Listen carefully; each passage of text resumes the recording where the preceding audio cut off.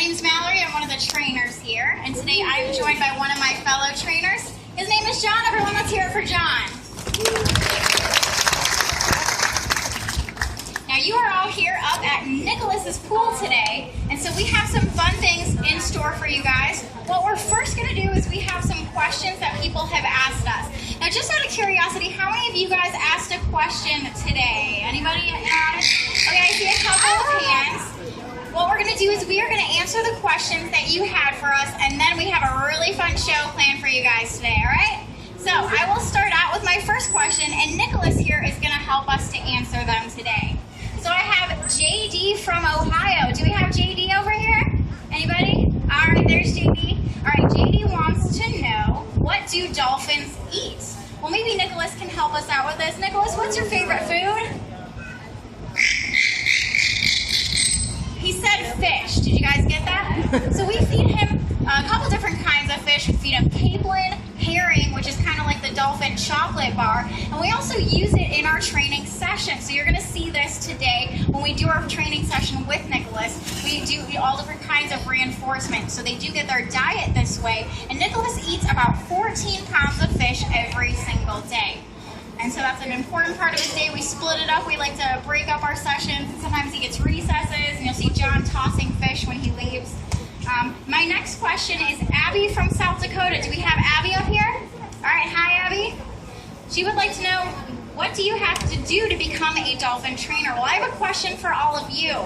How many future dolphin trainers do we have in our audience today? Any future dolphin trainers? All right, we have one over here. All right, we have a couple over here. All right, well, this is a really, really fun job because we get to build relationships with the animals, and we work with them very closely every single day. So one thing that we all have in common is some type of degree. John here has a degree in foreign languages, which is kind of irrelevant, but he does have a lot of animal experience, and so that's the most important part of getting this job is you can get any type of degree. Psychology is actually a really great background because every interaction that we have with these animals is through behavior and behavior modification. So psychology will give you a great understanding of that. But of course, we all have some type of animal experience, and that's how you're going to get the job. We've all volunteered and interned at other facilities that have these animals, and that's really the only way that you can teach them or teach yourself how to learn or work with these animals is by spending a lot of time around them and getting to know their normal behavior. And so that's one thing that we all have in common. Normally these internships are unpaid and full-time, but we are looking for dedicated individuals that are looking to give up their nights and their weekends and their holidays in order to care for these animals because that's what it takes. Of course, we also require you to be a proficient swimmer because obviously they live in the water. And so scuba certification, CPR certification, all of those things are things that we look for. And not to mention, we do require a swim test before you're even considered for an interview. So here at Clearwater Marine Aquarium, if you guys saw the main pool, we have to swim all the way down that main pool and all the way back without coming up for a breath. So that's part of the swim test here at Clearwater Marine Aquarium. So that's the hardest part for me, but other facilities are going to differ in the requirements, but it'll test your comfortability in the water and make sure that you can work safely around it. So that's another thing that we all have. So it's a very competitive field. Everyone wants to be a dolphin trainer, but if you just keep applying and keep at it, you'll eventually get into the field, and it's very, very rewarding. Now I have Stacy from California. Where's Stacy? Do we have Stacy up here? I don't see a Stacy, but she has a really good question. What are the predators of dolphins? What do you think, John? Pufferfish. False. It is actually sharks, and also, we are also a danger to them as well, because a lot of the animals, are here because of us, right? Because we put things into their environment that can be dangerous for them. And so sharks can also be predators. Sometimes they're able to fend them off. Sometimes, depending on the species or how aggressive they are, sometimes they're not able to. So that is one of the predators of dolphins, and also killer whales. We don't have to worry about that in this area, but in other parts of the world, killer whales are predators. Now I have Naomi from North Carolina. Where's Naomi? Okay, she wants to know, why can't the dolphins here be released? Well, I can tell you that if we do intend on releasing an animal, we actually go about it in an entirely different way. We'll go into that a little bit more during our presentation today, but all the animals here have their own special stories and why they can't be released. They are non-releasable for different reasons. They are not able to survive out in the wild, and we'll go into that in just a little bit. Now, Carter from Clearwater, Florida would maybe Nichollis can help us out with that once he gets back from retrieving that toy for John.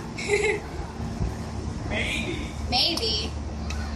Is it irrelevant? Nichollis, how fast can you swim?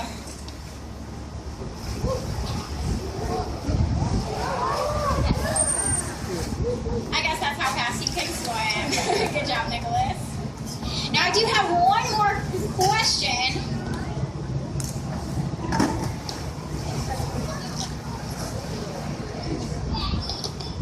How old are the dolphins here?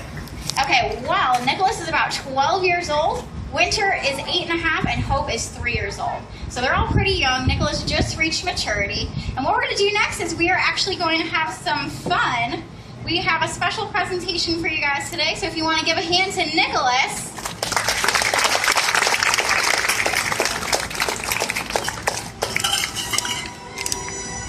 And we will start that out for you guys.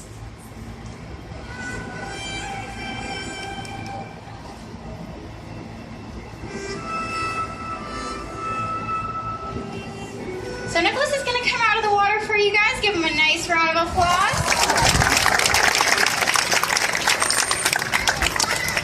And now that you have been formally introduced to our boy Nichollis, I would like to share with you a little bit more about his story and why he is here with us today. Now, as he's working with John and swimming around his pool, you will notice that he does have some white markings on his back. This is from a severe sunburn that he sustained when he was a baby dolphin at only 6 months old. Now, the reason he got sunburned, dolphins don't normally get sunburned. Dolphins are not meant to be dry, and he actually followed his sick mother up onto the beach. How many of you have heard of this happening? A dolphin stranding up on the beach? All right, I see some hands. This normally happens because the dolphin is too sick or injured to continue swimming. And so unfortunately that was the case with his mother. She did have a respiratory illness that caused her to strand. And Nichollis, being a baby dolphin, follows mom wherever she goes. And so dolphins are not meant to be dry. When they're exposed and dried out, that's actually when they're really susceptible to burns like that. So what you see left over today is just scar tissue. He's perfectly healed up. It took us about 9 months to heal poor Nichollis up, but he has made a full recovery today. Now, the reason he is with us as a permanent resident of our dolphin family is simply because he does not have the life skills necessary to go back out into the wild. Dolphins in the wild spend about 5 to 7 years following mom around and learning all that they need to know to live out in the wild. Some of these things include hunting and foraging for food, avoiding predators, learning what predators are and how to defend themselves. They learn by mimicking one another, other mother and other pod members, so it's a very long process that Nichollis missed out on because he did lose his mother. When he came in, we did have to bottle feed him. And once that happens, we're not able, that's something we're not able to teach him. Now, I will say that if we do have animals that are in rehabilitation, like a cetacean, like Nichollis, that we intend on releasing, we go about it in an entirely different way. And the reason for that is because we simply do not want to form those relationships with them. We want those animals to stay wild, because once they're out in the wild, we don't want them to have any connections with people, because unfortunately they can learn very quickly that if they approach boats, they can get free handouts, which not only affects their behavior or their natural behavior detrimentally, but it can also make them very sick. And that's a cause of death in a lot of wild dolphins that learn that really unhealthy habit. So we stay very disconnected from those animals. We care for them, but we do not form relationships that you'll see us forming with the animals that we intend on keeping here. And so that is the case with Nichollis. We do train him and we do work with him very closely every single day. And the reason for that is because they all have their own dolphinalities. And so Nichollis is completely different than our girls downstairs, Winter and Hope. And it's up to us as trainers to get to know them very well. They need to be able to trust us, get used to us touching them, because that's what we have to do to take care of them. So that is why it is absolutely essential that we have these interactions with them every single day.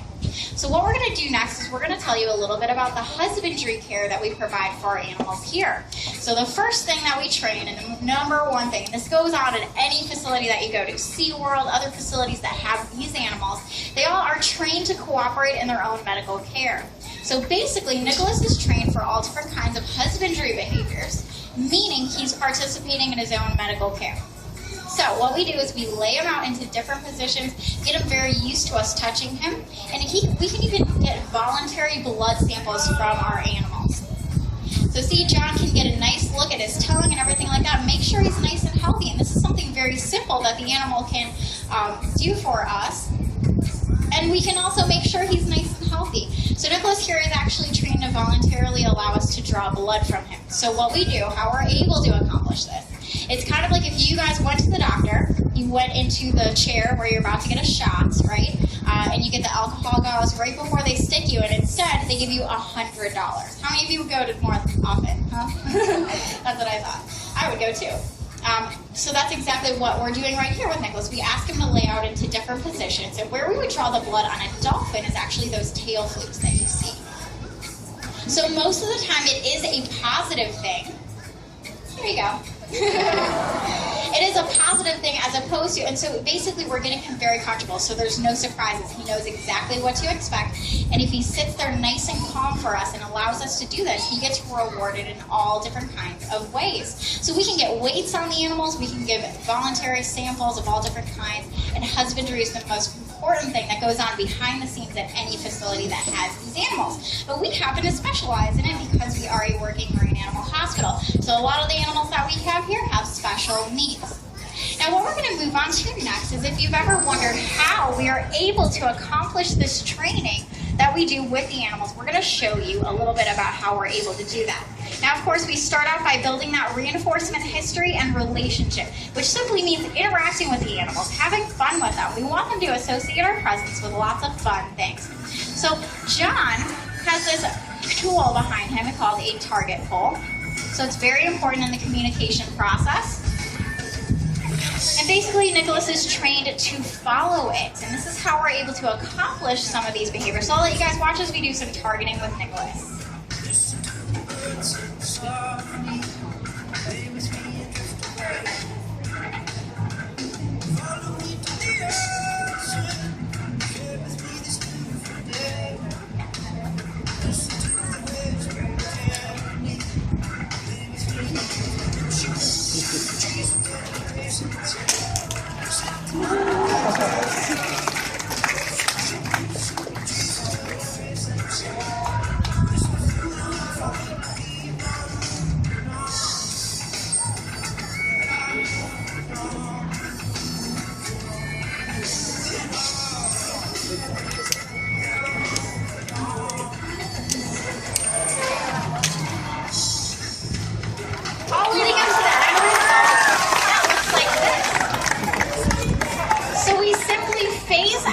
Target pole, and we associate it with a hand signal. So that's how we communicate with the animals.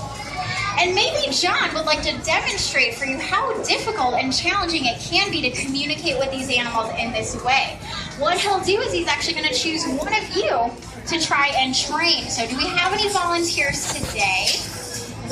I have a volunteer over here. Do you want to go over to John? Just pick somebody. Okay, we'll do both. Okay, you're going to go next.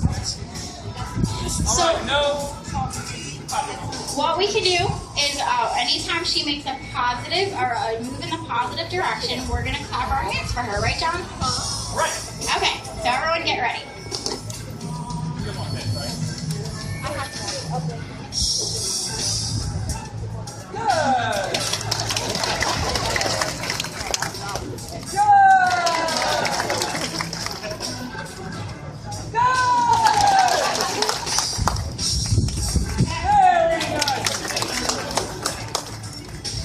Round of applause for Ayla, everybody. Good job. She showed us some very basic targeting. Now we'll have our next volunteer come up.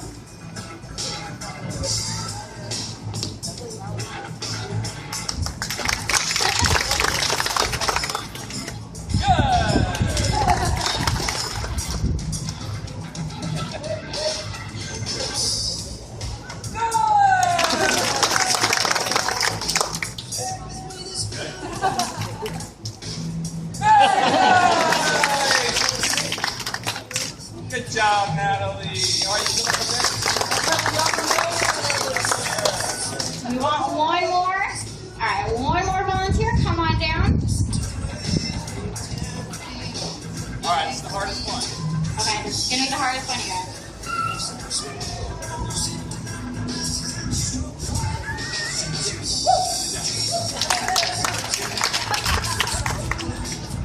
you're not done. That was too easy.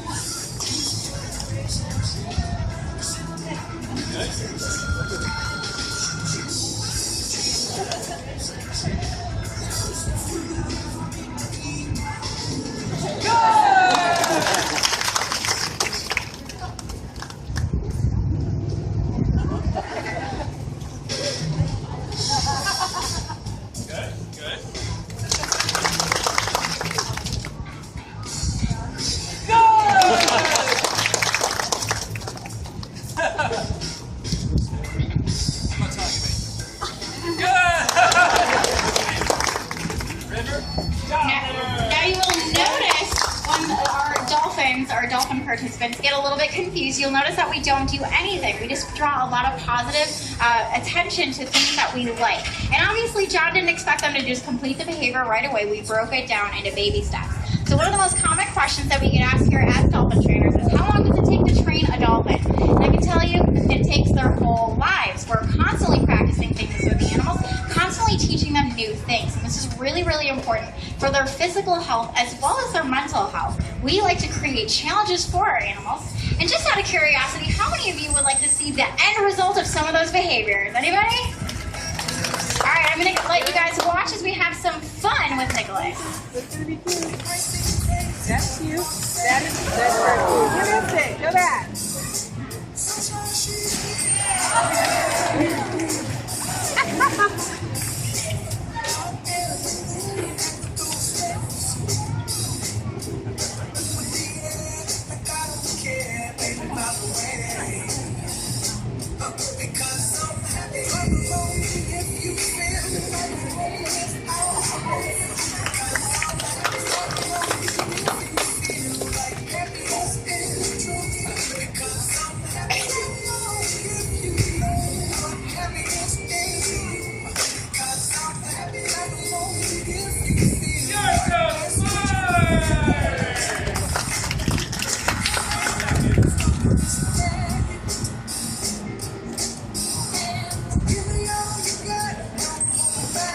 So these behaviors are very important, and it's important for us to exercise Nichollis. So we're kind of like their personal trainers when we're asking them to fly out of the water and do fun behaviors like this.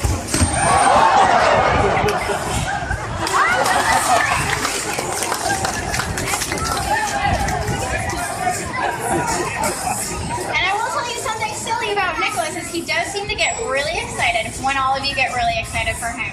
So let's do him a favor and show him lots of enthusiasm.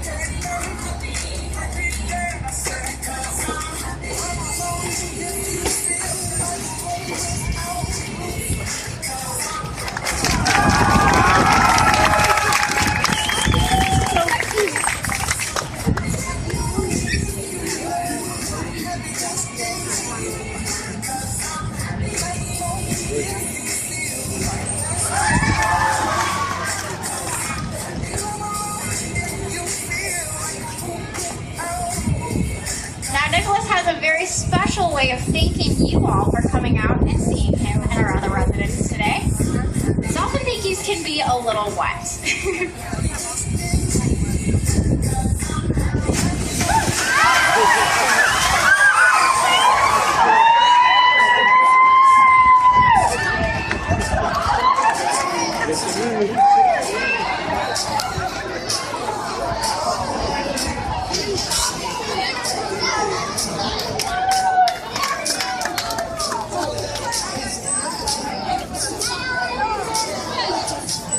I see him seeking out his next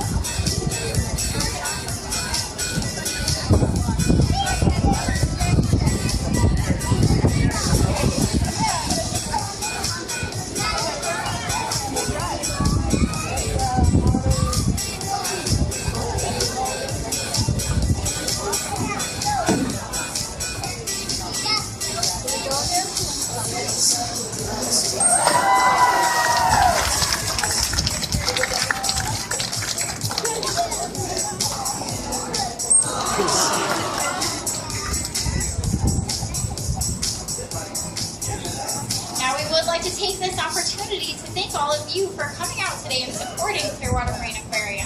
We are a nonprofit organization, and we rely on you guys walking through our doors to care for our animals such as Nichollis, Hope, and Winter. Now, on behalf of myself, John, and of course Nichollis,